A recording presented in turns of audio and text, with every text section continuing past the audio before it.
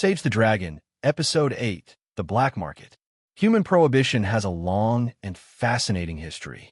Whenever a useful substance is banned, three things usually appear almost immediately: smugglers, entrepreneurs, and economists.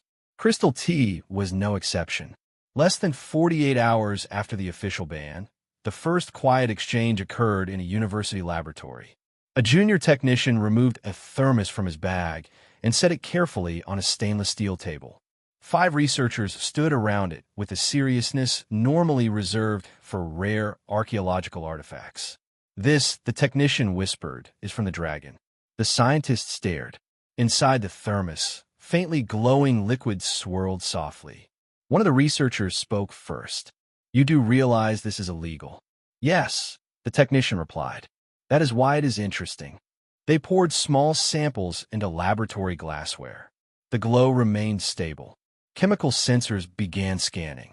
Results appeared on the monitors: improved neural signaling, reduced cognitive noise, enhanced pattern recognition. One scientist leaned back slowly. "This could change everything." Another nodded. "Yes, and that is probably why they banned it." Across the planet, similar conversations were happening quietly. Researchers shared small samples. Engineers compared notes. Several teachers had begun discussing the tea in private forums. Curiosity was spreading faster than the ban. Meanwhile, inside Sage's meteor, the dragon was watching the situation develop with mild interest. He poured himself another cup and adjusted a floating display showing global communication networks. Emily Carter's broadcasts were appearing on millions of screens. Her audience on YouTube and Rumble had increased dramatically. During her latest segment, she addressed the camera thoughtfully. "We are now observing what appears to be the fastest scientific black market in history." Behind her, a graphic displayed the words, "Crystal tea, banned in 36 hours." Emily continued, "Scientists who have tested the tea report one consistent effect." She paused. "It helps people think clearly." The comments section erupted instantly. Some viewers were enthusiastic. Others were suspicious. A few insisted the dragon was clearly part of an elaborate conspiracy involving at least 3 different governments and possibly the Swiss banking system. Emily rubbed her forehead. Crystal tea might help with that.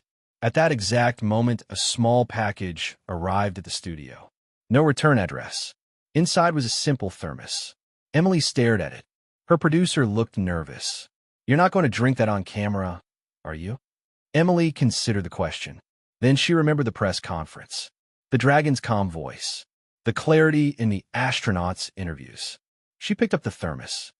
"We're journalists," she said. "Curiosity is part of the job." Across the desert, General Halvorsen was experiencing a different kind of curiosity. Military intelligence had detected unusual communication patterns. Encrypted messages, private scientific forums, encrypted video calls. The phrase "crystal tea" appeared frequently. Halvorsen studied the reports carefully.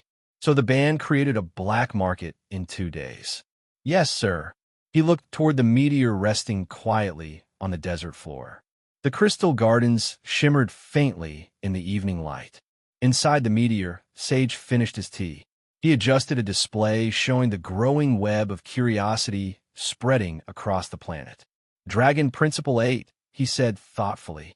"Truth travels slowly, but curiosity uses rockets." At that moment, several intelligence agencies attempted to monitor communications originating from the meteor. The meteor responded politely. Their monitoring systems suddenly began displaying helpful educational material. One screen showed a lecture titled, "Introduction to Critical Thinking."